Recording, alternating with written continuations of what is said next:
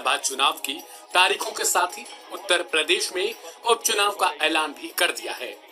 लेकिन इन सबके बीच छूट गया है अयोध्या का मिल्कीपुर सीट। और अब सवाल खड़े हो रहे हैं, आखिर ऐसा क्या हुआ है जिस कारण जिस क्षेत्र के सांसद अवधेश प्रसाद हैं, वहां के विधानसभा में उपचुनाव नहीं हो रहा है। बता दें कि समाजवादी पार्टी की ओर से मिल्कीपुर के लिए अवधेश प्रसाद के बेटे को प्रत्याशी बनाया गया, जिन पर रंगदारी मांगने और प्रताड़ित करने का आरोप लगा था। वहीं दूसरी ओर हाल ही के दिनों में ये सीट काफी सुर्खियों में थी। लेकिन ऐसा क्या कारण है जो चुनाव आयोग की ओर से बाकी की 9 सीटों पर उपचुनाव की घोषणा की जा चुकी है, लेकिन इस सीट पर कोई घोषणा नहीं की गई। तो चलिए अब आपको बताते हैं कि किस कारणवश यहाँ पर उपचुनाव नहीं होगा। दरअसल मंगलवार यानी आज चुनाव आयोग ने प्रदेश की 9 सीटों पर उपचुनाव की तारीखों की घोषणा कर दी है।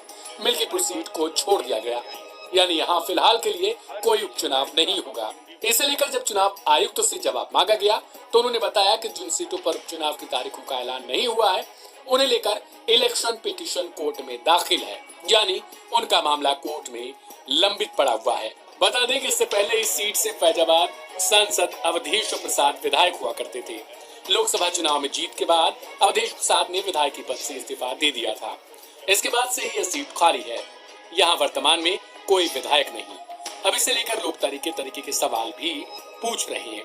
कांग्रेस पार्टी की ओर से आरोप लगाया जा रहा है कि जैसे फैजाबाद अयोध्या में लोकसभा चुनाव में अवधेश प्रसाद ने बीजेपी को हरा दिया था, वैसे ही उसे डर है कि मिल्कीपुर उपचुनाव भी वो हार जाएगी। शायद यही कारण है कि यहाँ उपचुनाव नहीं हो रहा। हालांकि अब हम आपको असली वजह बताते हैं जिसकी वजह से इस विधानसभा सीट पर उपचुनाव न होने का सही कारण है। दरअसल भारतीय जनता पार्टी के पूर्व विधायक गोरखनाथ बाबा ने मिल्कीपुर सीट से 2022 विधानसभा चुनाव हारने के बाद इसे चैलेंज कर दिया। उन्होंने हाईकोर्ट में याचिका दाखिल कर इसे चैलेंज किया है। बता दें कि फिलहाल याचिका का निपटारा नहीं हो पाया है।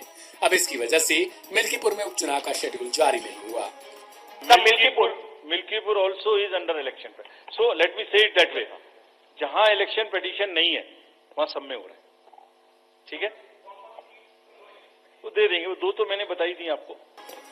आपको बता दें कि उत्तर प्रदेश में 13 नवंबर को 9 सीटों पर उपचुनाव होने हैं। जिन 9 सीटों पर उपचुनाव होगा उनमें कानपुर की सीसामऊ, प्रयागराज की फूलपुर, मैनपुरी की करहल, मिर्जापुर की मजमा, अंबेडकर नगर की कटिहरी, गाजियाबाद सदर, अलीगढ़ की खैर, मुरादाबाद की कुंदरकी और मुजफ्फरनगर की मीरापुर सीट शामिल है।